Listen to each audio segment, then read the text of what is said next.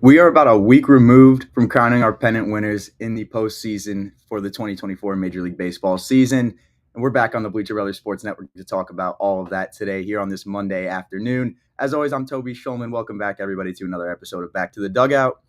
Like I said, we got a lot to talk about in terms of the ALCS, the NLCS, the Championship Series action is all underway this week with Game 1 of the ALCS tonight and Game 2 of the NLCS going down this afternoon. So we've got best bets for all of that today and predictions for the series as a whole.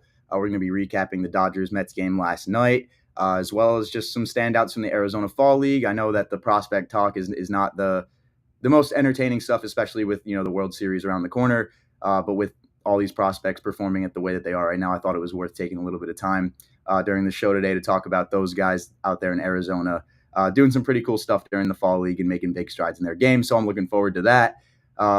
But it should be a good episode. I'm looking forward to it. We got some really good picks for today. We did really good last night. And after, honestly, a really poor Game 5 showing for just all of our picks in both the NLDS and the ALDS between the Guardians and the Tigers and the Dodgers and the Padres, I needed a bounce-back day, and that's what we got yesterday. We clean swept all of our picks as far as it told me, but apparently one of those picks actually did not go our way, which in all honesty should have. But we'll talk about that sooner or later in the show. But how I want to start the show today is just by recapping the Dodgers-Mets game last night. If you missed it, and this was just such a good game. Not for the Mets really, but I mean, if you were a doubter of the Dodgers or had any disbelief in this team as to what they could show you after their NLDS against the Padres, they looked very dominant in their Game 1 performance against the Mets, and very surprising to see Kodai Senga not really put it together at all out there on the mound. He would walk away with the first loss of the postseason for him. And Jack Flaherty came onto the mound today, or not today, but last night, and just looked so much better than his previous starts. That first start loss that he took in that NLDS, I think he learned a lot from that, was able to settle in a lot better. And then obviously having his family there at Dodger Stadium, not too far from where he grew up, definitely helped him because he had such a good start in this one. But let's just get into the inning-by-inning recap. Final score of this one was 9-0. The Dodgers pitching staff has not let up a run in, I believe, 33 innings or something like that. So they might be due to give up some runs tonight, but we'll talk about that later.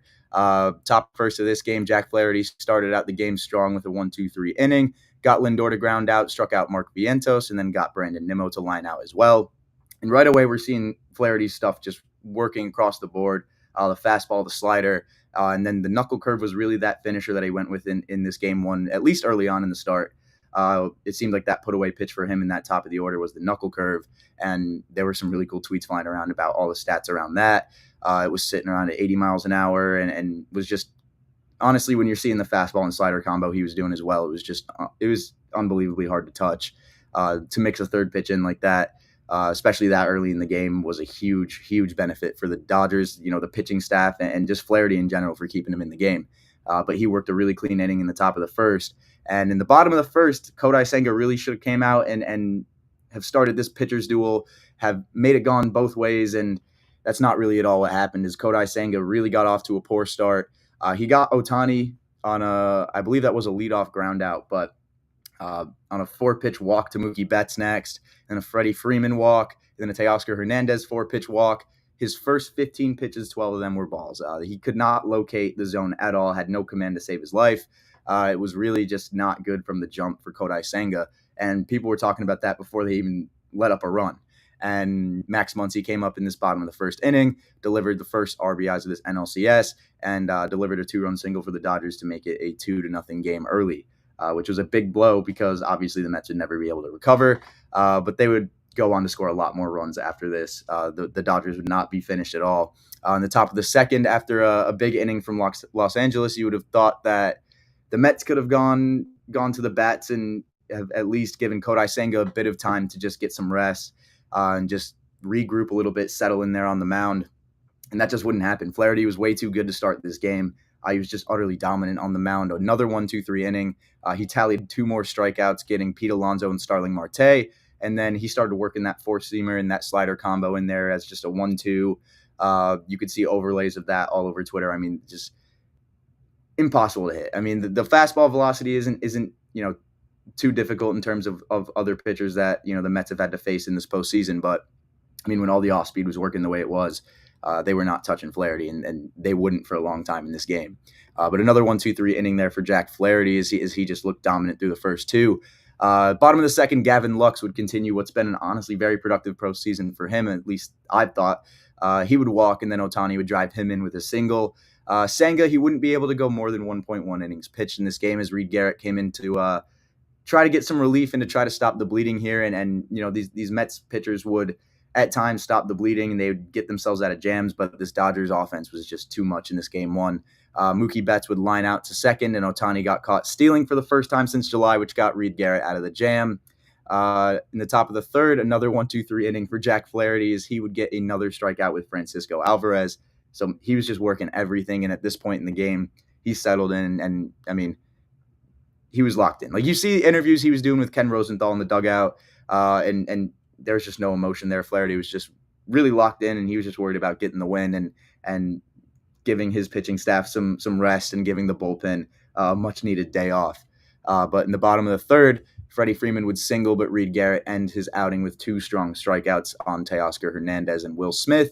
David Peterson would then come in, and he struck out Max Muncy to end the inning. So these Mets bullpen pieces are really just – they clean up. I mean, Senga, he didn't do his job at all, and that could be attributed to a lot of things. Obviously, he's still coming off of that injury, and I know as a competitor, he said it before, he wants to go as long as Mendoza and the club needs him to, but you got to go out there and at least start it solid, and he really just dug a big hole for them straight out of the gate, and while the Mets bullpen pieces were able to at times recover and really work through this lineup well, the hole that Senga put them in was just too much.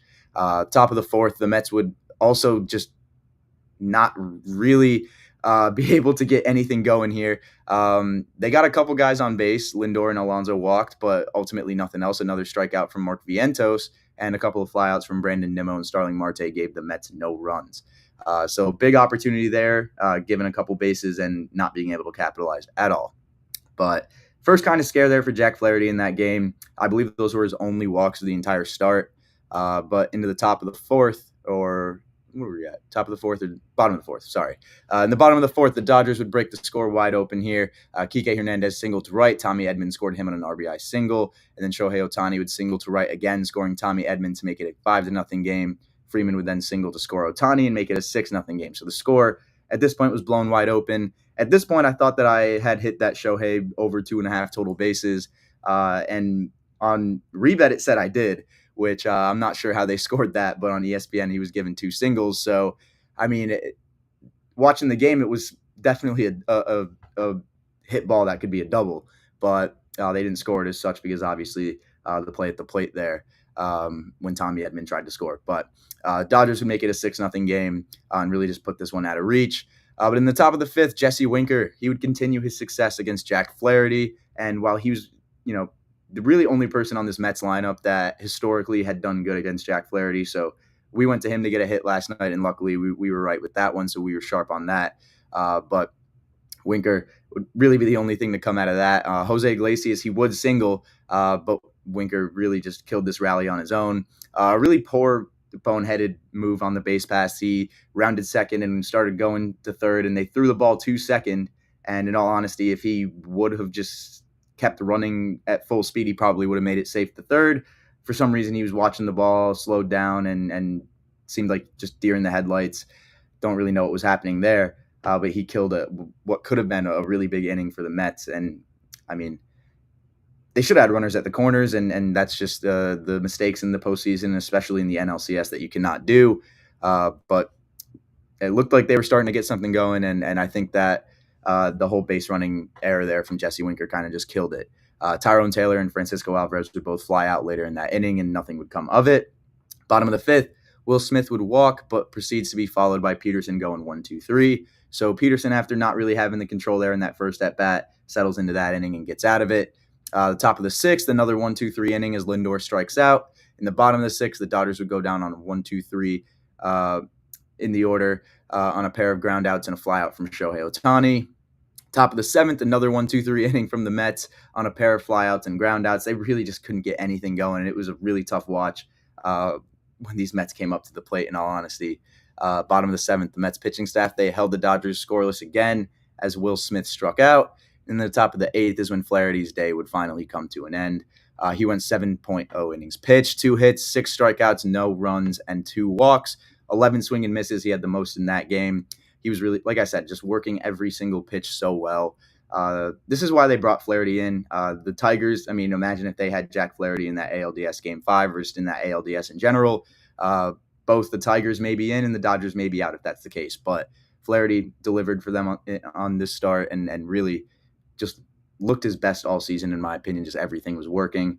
He lived up to the moment and got the Dodgers off to a really good start here. And like I already mentioned, got the Dodgers a much-needed rest in that bullpen, which they still have to go through a couple pitchers, but not any of the arms that you really need when you're in a serious bullpen game like we see when Evan Phillips comes out and other Dodgers pitchers that we will see in this bullpen game that they're about to throw today.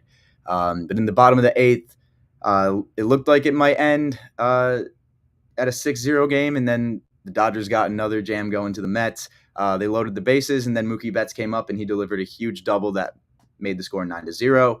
And Ben Casparrias, he'd come in and close it out for the Dodgers, getting Starling Marte to strike out. So a great game from the Dodgers. I mean, this is pretty much, if you're a Dodgers fan, this is what you want to see. This is what the Dodgers' expectations were like coming into the season. Everybody's contributing. Everybody's just doing their part. The pitching staff comes through. The bullpen guys come through. And I mean, with all the injuries to their starting rotation, to have Jack Flaherty do what he's doing for them, that was really cool to see. But in terms of the recap for the bets yesterday, we hit Dodgers on the money line at -158. Shohei Ohtani said we did. It also said we didn't. So I'm just going to go with we didn't. Hit the over 2.5 total bases there. Mookie Betts, we did cash that over 1.5 total bases on that double at the end of that game. Obviously, Jesse Winker hit for that too. And Kodai Senga, the over half an earned run. That one seemed to be the freest pick of them all. That one really, that almost happened before I could even turn the game on. So great game for the Dodgers. But we got to talk about the game too now. That's about to go down here in about an hour and a half, 2 hours. So we've got to talk about this, give our best bets for this. But for this matchup, it's a little bit harder to predict this time around because bullpen games to me are always tough. Any reliever can come in and not be on their stuff or just not have it. And it cannot go well for them in turn because they're going to probably go through 5, 6 pitchers today. LA, ideally, maybe even more. It could go really south really quickly if somebody's not on their A game. And the Mets have Sean Manaea on the mound today, who's been really, really solid recently. So when thinking about this, I didn't really know where to go. I went with my gut, and I decided to take the Dodgers again. At home, I just feel like this Dodgers team really has a really massive upper hand against this Mets team, who seemed to be on the shelf for too long after this Philadelphia series in the NLDS. They played great, and the offense just seemed to be a little bit flat. And I think a little bit's an understatement there. They got to put something go. They got to get something going and put something together today, because if not, going home 2-0 is not an easy deficit to cover. But Dodgers money line, I mean, Manaea, he's been really, really good, and especially against Philadelphia. But I think that's kind of where he has their number. Going from pitching against the NL East when you're an NL East team to going to the NL West and going up against the best team in the National League is a whole different beast. The Phillies, while they have the insane lineup they do have, they were also a little flat not having to play that wild card round. And I think it just made the difference in that series, and I think that's really what's happening here. By the time the Mets get it going offensively, it may just be too late after that game one. Obviously, Dodgers don't just win the series off of that game one win. They still got to win 3 more. But I think that the way that they started it off, the way the pitching staff's been, not giving up a run in 33 innings, I mean, it's going to be really hard to fade the Dodgers right now. And Sean Manaea, to me, is not reason enough to just not take the Dodgers here. But like I said, I think Manaea really, really just has the Phillies number, and that's mainly why I think a lot of people are going to tail the Mets today, is because they see what Manaea was able to do against Philly. But I really don't know. The last time Manaea went up against the Dodgers, it wasn't amazing. It's a really good Dodgers team. This team is a lot different than the Phillies are. They're hot offensively. They're hot on the mound as well. And I personally just would not feel comfortable going up against that offense, especially with the way that a lot of these guys hit against Sean Manaea, which is kind of the initial direction into these player prop picks. So we're going heavy on the Dodgers player props tonight, obviously, if we're going with them on the money line for tonight. It's just such a way too powerful star-studded lineup for me to not go with them.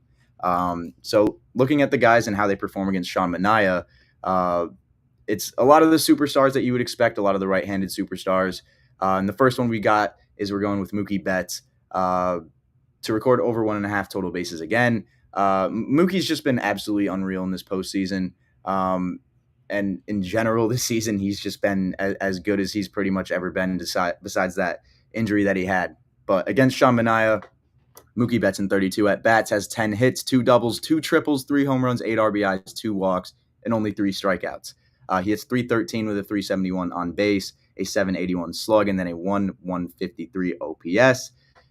He's got his number. He sees Manaea really, really well. And whenever someone in the top of the order sees the starter really, really well, it always just makes me hesitant to pick that starter and tell them to go for a win. So that's another reason why we're going with the Dodgers in this one. I just don't feel comfortable straight up at all going with Manaea and the Mets when you're looking at how these guys are performing against him in the past, and it's like the way it is. But again, Mookie Betts, an over 300 hitter against Sean Manaea, a left-handed pitcher against a right-handed hitter, one of the best right-handed hitters in the entire game. It's not really one that I want to try and overthink here. Mookie's just one of the best players in the league that just doesn't get the love that he really deserves at this point. And we're going to tail him until he, like Tatis, until he really tells us that he's not going to get that line. If it didn't hit yesterday, we might be a little more hesitant now, but Mookie's seen the ball really well, had a couple home runs in that Padres series, so we're going to tail him again to get over 1.5 total bases here. At really solid value, too. I think I got this at plus 120 today. It was like plus 130 yesterday, so obviously the odds are going to be a little bit worse when he's this good against Sean Manaea. But he's not the only one who does really good against Sean Manaea from the right-handed side of the batter's box.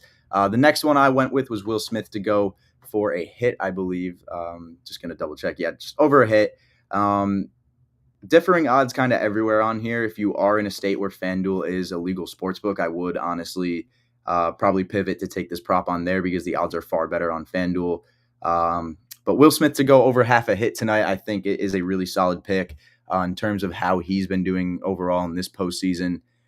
He's been doing honestly pretty solid. While he didn't have a hit in yesterday's game, in the last two games against the Padres, he had 2 runs, 2 hits, and 1 home run. One of the loudest home runs of the postseason, just a bomb to dead center field.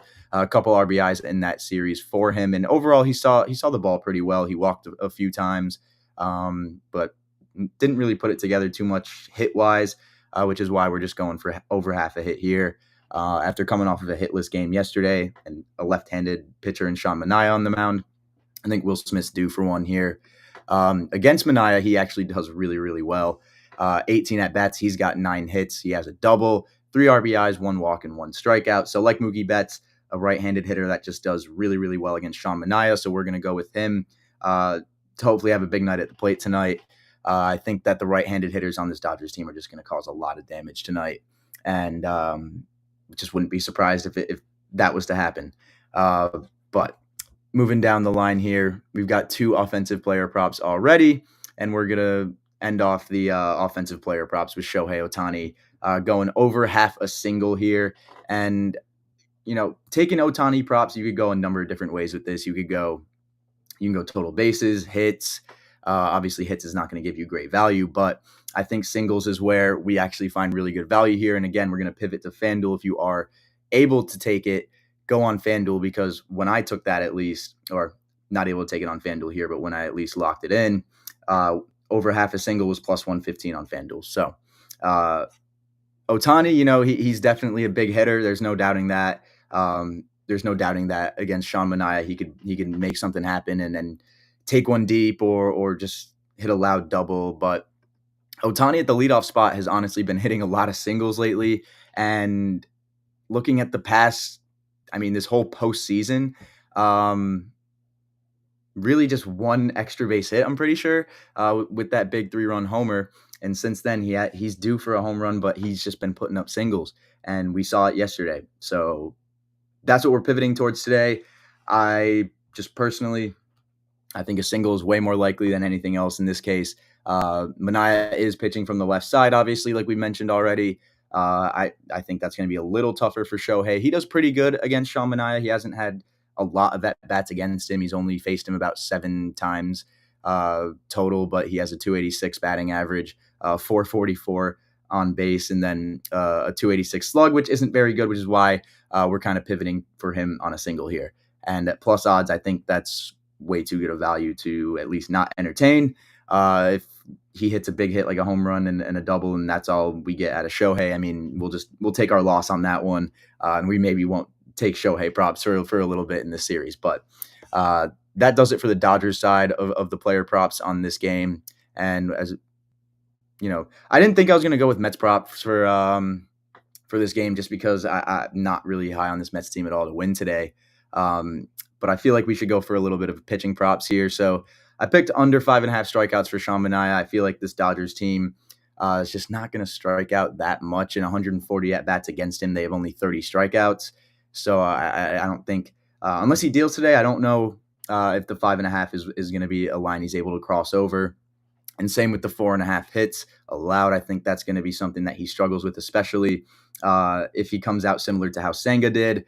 If he doesn't have great control, if he doesn't have great command of the strike zone, these Dodgers hitters and the Dodgers top of the order is going to capitalize on it, and they're going to start putting up runs early, and they're going to start putting up hits early. And the only way I don't see that hits prop hitting is, number 1, if Sean Manaea goes out there and shoves, or number 2, Carlos Mendoza just doesn't give him a very long leash, which after last night, I would think that he's got a pretty long leash at least, or he's going to just try to do anything to make sure that Manaea can go at least like 5 innings today, which is why I kind of stayed away from the total outs line. And obviously with the Dodgers having a bullpen day today, we're not going to be taking pitching props for them either, at least right now. Live, if they put in Evan Phillips, we might have to put some live bleacher bet picks out there and try to help some people find some value during the game. But that's about all we got for the NLCS Game 2 best bets. If you tailed us yesterday, might as well just tail it again because we're really seeing this series well as in terms of the way that it started, and hopefully that trend keeps going for this game too. But moving on to the ALCS here because we got to preview this game one and predict what's going to happen in the series, as well as give our best bets for this game one as well.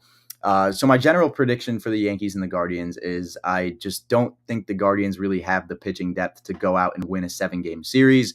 That's not a very hot take, but I just don't really see Cleveland's bullpen being able to come out in a 7-game series and by the end of it come out on top. I just don't think that they're going to have enough energy to really deal with that. I think the Yankees bullpen in their own have also been incredible. So in my opinion, if the Yankees starting pitching steps up, I think the Yankees can take this game or take this series in 5 or 6 games. I think the Guardians will make this very interesting as they did against the Tigers, who I thought would have made this very interesting against the Yankees. But the starting pitching is really the biggest difference. If Tanner Bybee can go out there and make something happen against them, if Matthew Boyd can go out there and put together a good start, which those guys, they went out there and they showed at times they could put together something decent, but not necessarily the best thing that we've ever seen from them. They're going to have to put together something really special if they want to actually have a shot at winning the series. Offensively, it's not the concern for them, really. I mean, they have the bats to get it done. If you're taking grand slams off of Tariq Skubal, you got really nothing to worry about offensively. I just think that if the Yankees starting pitching's on, it's going to be really tough. It's just not going to go their way. And I see Garrett Cole, Clark Schmidt, Carlos Rodon, and Luis Gil in the schedule, and I just don't think there's really a way around getting 4 wins over those guys. Rodon, he showed that he's definitely gettable and beatable, but Schmidt put together a really solid start. Garrett Cole is obviously Garrett Cole, and then Luis Gil, we haven't seen him yet in this postseason, which concerns me. But if you're really going to ask me if I think he's going to do good, I think he's going to live up to the occasion. He might not have the best control, but I think he's still going to rack up some strikeouts. I think he's still going to limit the runs. He's a guy that lives for the big moment, and I think that he's going to really step up. Somebody who's been waiting for this type of moment, at least for a very long time, since going down with injury over a couple of years ago. But in general, I think the Yankees take this 1 in 5.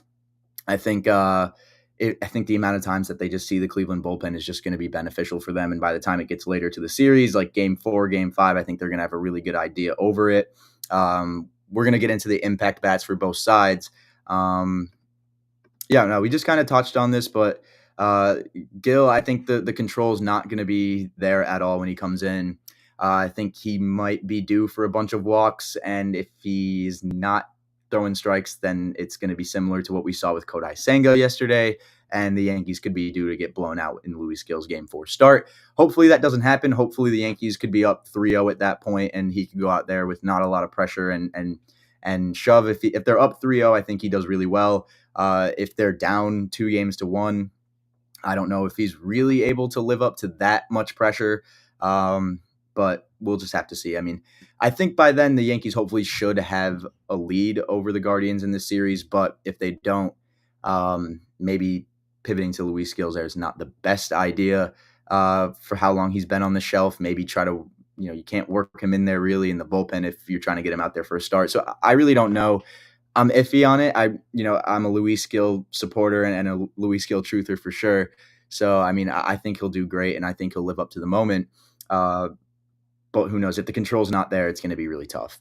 That's just kind of the bottom line there. But I think the Yankees can go out there and really, really take this series in 5 games. I think that's kind of ambitious. I think they take it in 6, but I would be very, very surprised to see a Guardians team with a very weak starting rotation somehow bring this to 7 games. The way the Yankees offense played against the Royals, that wouldn't necessarily shock the world, but I think they're going to be due for a lot more runs in this series. And when you look at their team OPS against Cleveland in 2024, they have an 852 OPS. And while these teams only met each other a couple of times this year, that's definitely telling when you're thinking about the pitchers that they're facing and how these guys are going to go up and perform at an even higher level against each other. I think it's going to be heavily leaning towards the Yankees' favor here, just from that stat in general. When you look at the Guardians team OPS against the Yankees, they have a 629 OPS. So the Guardians have the bats. That's not the issue. It's just the stats before haven't really shown that they're able to go out there and get it done against Yankees pitching.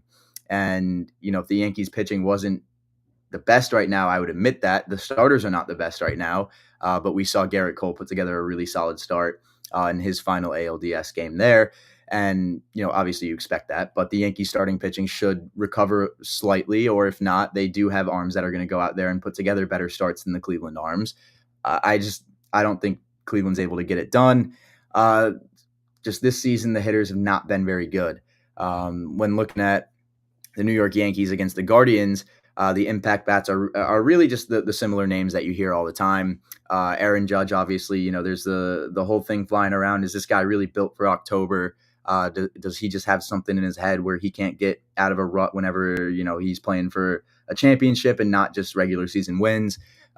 He's due for a big series. That there's no doubt there. His last at bat against Kansas City, it seemed like he maybe got himself out of that slump with a huge double. And against Cleveland, he hits 375 with a 483 on base percentage and a 1608 OPS this season in 6 games played. He's got 5 home runs against them. His numbers are way better against the Guardians than they really are against a lot of teams in the league. And I think it's just, he's so due. He's got to make something happen this series. I think we're really going to see Judge break out. In terms of other impact bats, one that a lot of people probably won't talk about. I mean, people have been talking about Stanton. He doesn't have the best history against the Guardians this season, but he does have a home run and a bunch of RBIs. That's really what he's going to be good for in this series. So, I mean, the average is really just, it doesn't really matter. Another impact bat that a lot of people aren't really talking about enough for how good he is, especially against the Guardians, is Anthony Volpe. In 6 games against them in 22 at-bats, he has a 409 batting average, 536 on base, and 1127 OPS. Puts up great numbers, and he honestly had a really solid ALDS. You saw the whole thing with Miguel Garcia there at second base. So he's not scared of a big moment. He doesn't really shy away from anybody, it seems like. So I'm not really expecting Volpe to drop a dud this series. I think he's going to really step up, and I think he has really great numbers against Cleveland that are really going to translate in this series. I think, especially in Yankee Stadium, I think he could get on a great start tonight and a 409 batting average against the Guardians. I think he's just due for a big series as well. Another bat that I actually am really happy that we get to talk about in terms of the impact for New York, because I didn't think he'd be playing today, is Anthony Rizzo. And Anthony Rizzo, while he's only played in 3 games against the Guardians this year, he hit 385, 429 on base, and then an 890 OPS. He had 3 RBIs and a double, 5 hits. So great numbers against the Guardians. And obviously having him coming off of injury, we don't know how he'll necessarily perform. But I would love for Rizzo to come in and just put together something massive in his first postseason game this season. Now, not only having Juan Soto with the World Series experience that he has, but having Anthony Rizzo there, that's, I think, going to be worth just so much more than ultimately having Duke Ellis and Ben Rice. While I really like those guys and what they're able to bring to the team for the postseason, especially Ellis on the base pass. I mean, we have Jazz, but I mean, Ellis can also give you that speed that we really desperately need. And I think I described it to Robbie the other day about who the Duke Ellis guy was. And I was like, he's like a Terrence Gore guy, this guy that is literally just a postseason rostered guy to pinch run, who, if he's going to win a World Series, is literally only going to be in the game if he's getting on the bases. And, unfortunately, we don't have that anymore because we had to bring Rizzo and Stroman up. But it is what it is. Ben Rice, that kind of sucks because I think he is a really solid piece to have just on the bench. But the experience, the leadership, the bat from Rizzo, I mean, you need that. That's worth more than some stolen bases and a little bit more depth, in my opinion. But maybe we'll see something change if they advance to the World Series, and maybe they'll make the roster a little bit different if that's the case. But those are the impact bats for the Yankees. Gleyber Torres is another one to look out for. He's been doing amazing off the leadoff spot. Against the Guardians, he doesn't have the best numbers, but I expect him to still contribute at an incredible level that he's been contributing at. And then other than that, that's really all the impact bats from New York. On the Guardians side of things, like I said, it's Jose Ramirez, it's Steven Kwan, it's Josh Naylor. It's these guys that are the All-Stars, that they earned their right to call themselves the impact bats on this team. And none of them really have good numbers against the Yankees this season. A lot of them are hitting below 200. So you could make an argument that they are due for a better series. But I would be much more willing to argue that they just don't see Yankees pitching very well. And I know that the bullpen has changed a little bit since, I'm sure these teams have played each other a bunch, but the bullpen's way too solid right now. That I think these guys are going to have a lot better of success now than they did in the regular season. I think, these guys probably will do a lot better than their numbers show for sure, but I think they're going to struggle for sure against these Yankee pitchers. We already talked about Ramirez, Kwan, Naylor, other guys to look out for from the bottom of the order. Brian Rocchio, he played really well in that ALDS. And seeing who they got working through the farm system in Cleveland, I mean, you got to think maybe he thinks he might be playing for his spot in the future. He's playing great, and he's putting up great at bats. Just doing his job from the bottom of the order, which is really cool to see.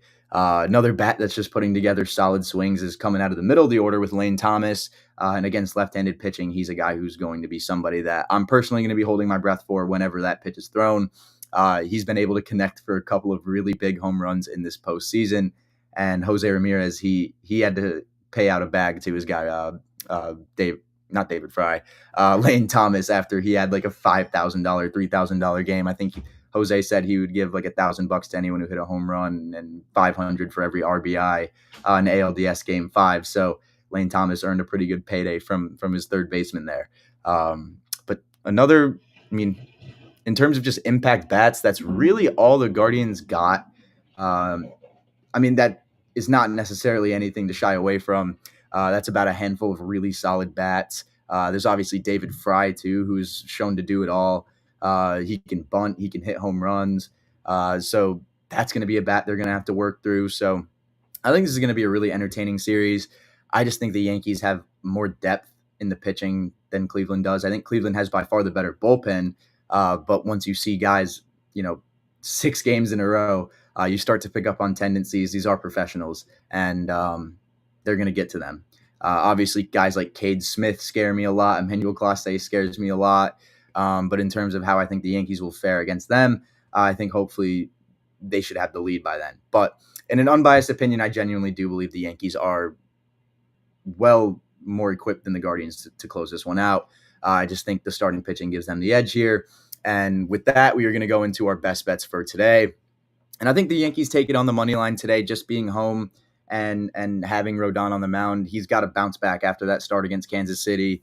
He looked locked in when he started. I mean, he was just mowing down hitters, and something happened. That Salvi Perez home run, or was that a Salvi Perez home run, or was that that might have been in the Garrett Cole game.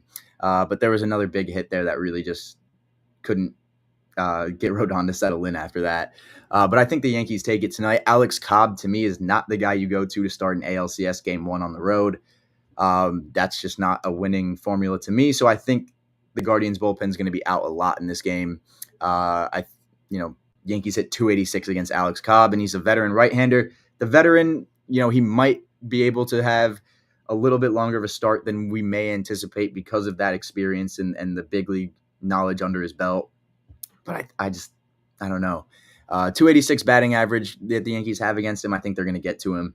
I don't think Stephen Vogt's going to keep him on the longest leash possible. And I think ultimately the Yankees just take it on the money line tonight. Odds-wise, I believe they're at right now like minus 163 or something for consensus odds. So not amazing, but I mean, you're never going to get great odds just by throwing the money line in this game for the home team.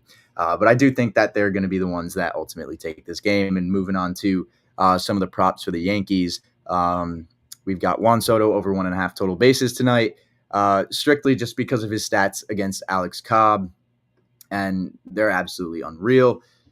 In 11 at-bats, Juan Soto has 7 hits, 1 double, and 2 home runs, 4 RBIs, and a walk, and a 636 average, a 667 on base, and then a 1273 slug for a 1939 OPS. That's just unreal. We're going with Soto to go over 1.5 total bases for that. He's just too good of a hitter in a game 1 of a series like this to not make some kind of an impact. So the odds for that, I believe we got that around plus 145. So really solid value there if you're going with Soto to have a big day at the plate today. I think he's definitely due for one. Gleyber Torres, we're going to go for over half a run here. It just seems like from the leadoff spot, like I've said already, he's been so productive from there. It seems like he gets on base and Soto just hits him in. So we're going to hopefully bank on the fact that that exact scenario plays out today. Hopefully Gleyber Torres can lead it off with a single and Soto can just hit him in, and we could just cash those two right there. But I think he is due for a run. He's been really productive from that leadoff spot, like I seem like I mention every single episode. But looking at his stats this postseason, he's just been putting up runs. I mean, when he's the guy that they need to go up there and get on base, he's really just getting the job done. I think he's in great position to get a run today, and I think there was honestly really good odds on this as well. I think we got it plus 105. I believe that was on odds from DraftKings, I believe. So if you have DraftKings, you're in a state where DraftKings is legal. You can get some great value on Gleyber Torres to get a run tonight. I personally think if anybody on the Yankees is going to get him off to a good start early in this game, he's either going to get on with a walk and score, or he's going to have a loud single or double and set the tone early. That just seems to be what Gleyber Torres has been doing this entire postseason, and we're going to bank on him to continue to do that today. But moving down to the last prop pick for our best bets today in the ALCS and the NLCS, we got Carlos Rodon over 5.5 Ks. Even when he was bad, he still struck out 7 batters. So if he's tossing a dud again, I still think he's going to strike out a lot of hitters. He was working his pitches in his fastball, especially early in the start last time. So I think he's going to go out there, and I think he's going to hopefully have just learned something from the previous start and go out there and just put together something better. Carlos Rodon, to me, is way too good of a pitcher to go out there and just drop 2 duds in a row at Yankee Stadium in the postseason. You can't do that and then recover very well, and I think Rodon knows that, and hopefully Garrett Cole is giving him a little bit of tips as to how to go out there in your second start and really perform better. But over 5.5 strikeouts for that, the odds on that were plus 115. So a lot of value here if these picks do actually come to fruition and actually hit. We obviously had a great day yesterday, so I felt like it was only right to go for a little more value today. We're playing the numbers again with guys like Juan Soto, and hopefully we can have a good day in these 2 games. But if not, we got 2 championship series games to watch today, and that's always above all why we do this, just to give you guys some more entertainment when watching these games. So go follow us on Rebet. If you aren't following us on Twitter, you probably wouldn't have seen it, but Bleacher Bet, our Rebet account, just grossed over 100 wins this weekend for going 62-3. The college football and NFL slate were really solid to us, so we were able to go 62-3 on an insane run across the entire Bleacher Brothers crew and just put out some winners this weekend. So if you want winners, I mean, we got them right now. So definitely tell the Bleacher Bet account whenever we do put out picks there every single day. And obviously my account for my personal daily MLB picks, and Drew Shula's stuff is Shula's Sharp college football slate picks every week as well. Definitely going to go and want to check that out because, I mean, I say it every week, but we've been making money with that every single week. So we've got guys that pick winners in every sport. So whatever sport you want, we got picks for it. So if you want baseball picks, that's why you come here. But those are all the picks we got for today. And I'm actually going to take a quick break because I blew through the middle of the hour break. And when I come back, we'll have about 10 minutes to talk about some of these Arizona Fall League guys that have just been playing really well lately. Just show kind of a highlight to some prospects that will hopefully make big strides in 2025. And, when the postseason dies down, we'll break into more prospect content, but haven't done a lot of that, I think in months. So I want to get some prospect content out to you guys before the show ends today with all the Arizona Fall League stuff. And then after that, we'll be good to end the show. But I'm going to take a quick 1 or 2 minute break, and then we'll get back to all the Arizona Fall League stuff. But you're watching Back to the Dugout on the Bleacher Brothers Sports Network. I'm Toby Shulman, and I will see you guys in a couple of minutes.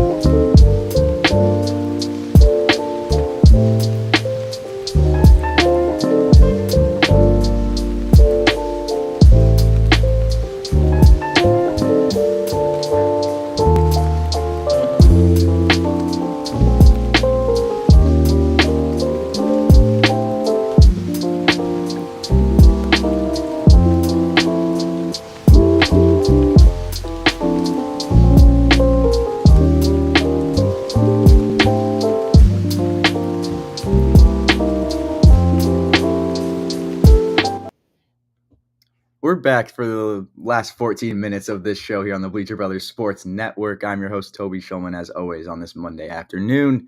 We got some Arizona Fall League stuff to cover and finally some prospect content here on Back to the Dugout. I've been waiting to get back into some prospect content for a long time, and we just haven't had much to talk about, but with obviously the regular season winding down, these teams aren't playing in the minor leagues anymore. Their seasons have come to an end. And these guys are all looking towards the offseason as to how they could improve and better their chances of making the majors and just raise their big league ETAs. So that's where the Arizona Fall League comes in. And this is something I've been personally keeping a little bit more tabs on this season opposed to any other year. But the Arizona Fall League is a great resource for these teams to take their prospects together and just play in a quick 30-game fall league and try to get these guys to put up some numbers against better competition on a more central scale than just, being around the entire country. These are all guys in one singular spot, and they're all competing against each other, regardless of level, regardless of ETA and age. These guys are all coming out there and they're competing. And so it's really cool to see while we're in this postseason action and while we have the major leaguers playing at the highest level, that we have some of the better prospects in the game trying to just hone in on their skills and get better and hopefully get to where those guys in the postseason are one day. So we're about a week through it right now. I wouldn't expect a lot of people to really be keeping much of a tab on it just because of, again, with the postseason stuff that's been going on. But it's really solid. It's a really solid just tool for prospects to use to improve, and not only prospects, but rehabbing MLB players. Jeff McNeil, before going to the Mets in the NLCS, was in the Arizona Fall League. So you could tell that there's competition here that's worth actually playing against to really get you prepared for bigger games if you are a rehabbing MLB player. So that was just something cool that I thought I've never seen, or at least can't remember in a long time, seeing a guy go to the Arizona Fall League for a rehab start. But again, I have not been keeping up with the Fall League too much. But that brings us into the top performers for the Week 1 AFL games. And the first guy that I wanted to talk about was Kemp Alderman from the Miami Marlins system. And I'm doing a little screen share here.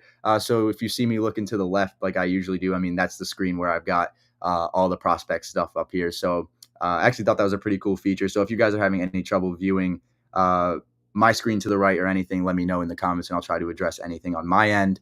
But now you guys can at least put a name to a face, can see what I'm kind of talking about when I'm talking about these prospects, instead of just, not really having any clue who these guys are, because a lot of these guys are not really on the radar too much. So Alderman's one of those guys, as you can see, the 12th ranked prospect in the Marlins top 30. He's got great grades in terms of just his overall just attributes. The hit tool is not great. The power is there. The arm tool is definitely there as well. And he's graded as just slightly below average prospect, but he's still very young with an ETA of 2026. And in his first brief week here in the Arizona Fall League, he played in 4 games with 17 at-bats, raked 5 home runs, hit .412, has a .474 on-base percentage, and a 1768 OPS. This kid's seeing the ball very, very well right now. 5 home runs on 7 hits is ridiculous. He's just swinging for power right now, and I love seeing that. He has walked a couple of times and struck out 4, so that number is not even too inflated either. He's just by far seeing the ball the best out of anybody in this entire fall league, in my opinion. He's really been raking, and in terms of how Marlins fans should feel about a guy like him, this could be a very quick riser in your system, as you can see currently at the AA level with the Pensacola Blue Wahoos. And as a 22-year-old, he could be due for a big breakout season in the farm this year. And with a 2026 ETA, he's got a lot of room for improvement. So this is going to be a big year for Alderman. It looks like he has really improved through the Arizona Fall League, at least. And this season, 2024, it was a big year for him, going through 4 systems, 270 in low A Jupiter, 240 in high A. Not terrible, but not amazing numbers. 789 OPS there in low A is not bad at all. So I'm sure he'll probably start out at the high A, double A level, hitting 174, as you can see in Pensacola there, and 6 games is not amazing, but it appears that was to just kind of end the season. I'd imagine that's probably where he starts out. If they already had him out there for about a week. We'll just have to see. They maybe were giving him a little bit more reps, but you never know with a lot of these guys. High A, double A is where I would expect Alderman to be at the start of the 2025 season. Definitely a name to keep tabs on in the future for sure. And now we're going to be moving on to the Mariners. system here, where we're going to be looking at their number one overall prospect, Colt Emerson, who has been having an unreal Arizona Fall League start so far, hitting 550 with a 550 on base and a 1400 OPS. Emerson's just got all the tools to be a really successful big league middle infielder. And he's showing that in the Arizona Fall League at a very high level. While he has struck out 4 times and he hasn't walked any, he has 6 RBIs, 6 doubles. I think he had like a 4 double game or something in that initial Arizona Fall League debut for him. 11 hits and 3 runs and 20 at bats in 4 games is really solid production. I would buy in very high on Cole Emerson. Right now in high A, Everett, he put up great numbers in 2023. I mean, you look at that, obviously coming out of the draft, he was, sky was the limit for him. He's kind of died down a little bit in high A there to in 29 games there. But 293 in low A Modesto, he was really solid there. 867 OPS in 40 games. I mean, he looked really solid. And in terms of power numbers, he doesn't hit for much power, but he racks in the RBIs. He gets doubles. He's solid. He is about as solid as you can get a number one prospect in your organization. He's only 19 years old. He's got a big league ETA of 2026, and 2025 will for sure be a huge year for this kid to improve. And I'm sure he'll start out in the high A level.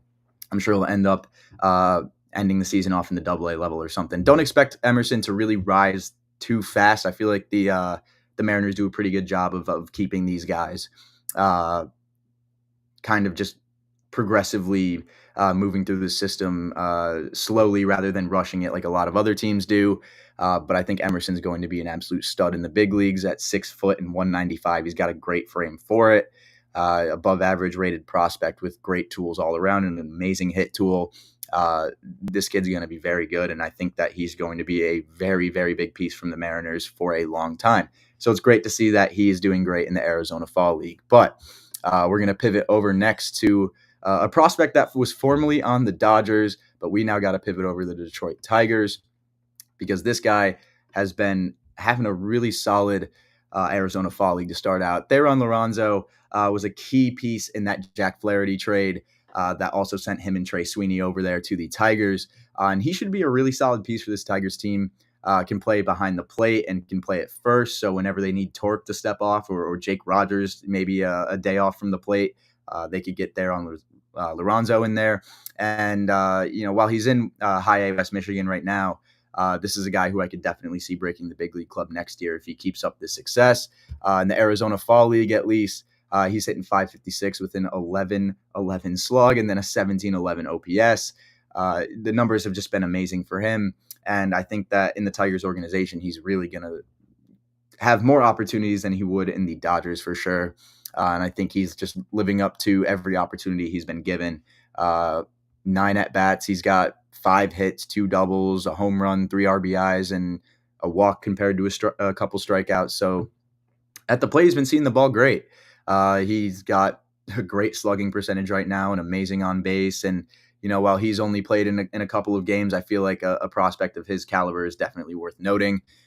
He's very, very solid. And at age 21 with a 2026 ETA, I could argue you could bump that up a year, especially with kind of the trend of the Tigers' success at the end of this season. I feel like they could definitely use a guy like Theron Lorenzo next year at some point. But we got a couple guys to talk about here before we end off the show. And I wanted to make sure that I got some Buccos talk here for the Pirates fans.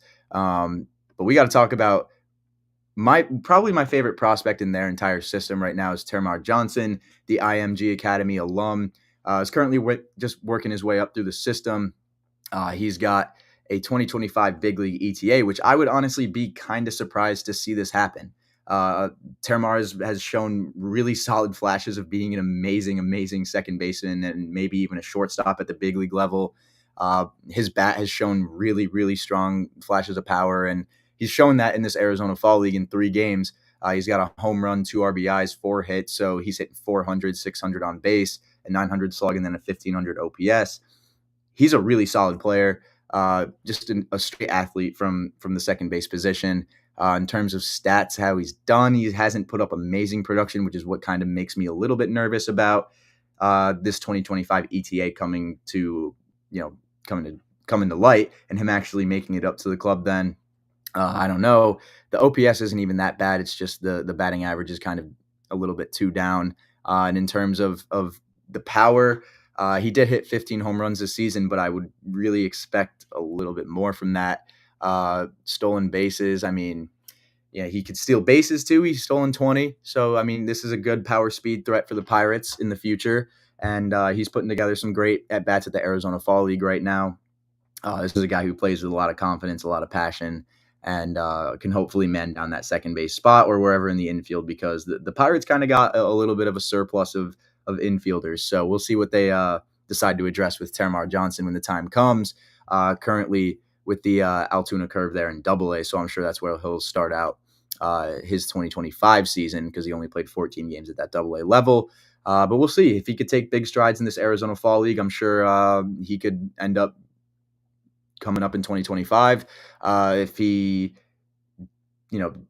slumps again, I mean, we might be looking at him debuting in 2026. So I don't know. We'll see what the Pirates decide to do. But the last guy that we got to take a look at is Robert Hassel III, one of the key pieces from the Juan Soto deal. This is a guy I've been keeping close tabs on this season in general, just because of, obviously him coming over from the Soto trade. We're trying to see if that was worth it or not. And it's starting to look like it maybe was worth it, because he really wasn't doing very hot, and then he started to do a lot better.